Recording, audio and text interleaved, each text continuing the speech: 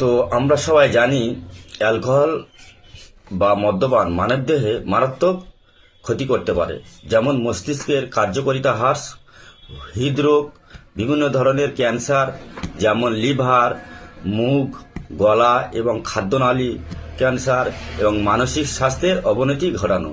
এটি শারীরিক এবং মানসিক স্বাস্থ্য সমস্যার সৃষ্টি করে এবং দুর্ঘটনাও আঘাতের ঝুঁকি বাড়ায়।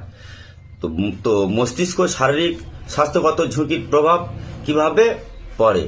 অ্যালকোহল বা মদ্যপান মস্তিষ্কে রাসায়নিক ভারসাম্য নষ্ট করে, যা বিষণ্ণতা, উদ্বেগ এবং আবেগপ্রবণ আচরণের ঝুঁকি বাড়ায়। অতিরিক্ত অ্যালকোহল পানের ফলে হ্যাংওভারও হতে পারে এবং অসুস্থ এবং অস্থির বোধ করায়। তা ঘন ঘন অ্যালকোহল পানের ফলে মুখ, গলা, খাদ্যনালী বা লিভার ক্যান্সারের ঝুঁকি বাড়ে। তো আমার একটাই অনুরোধ আপনাদের কাছে রইল, অ্যালকোহল বা মদ্যপান বন্ধ করা উচিত। তাতে আমাদের মানবদেহের শারীরিক ও মানসিক অত্যন্ত গুরুত্বপূর্ণ।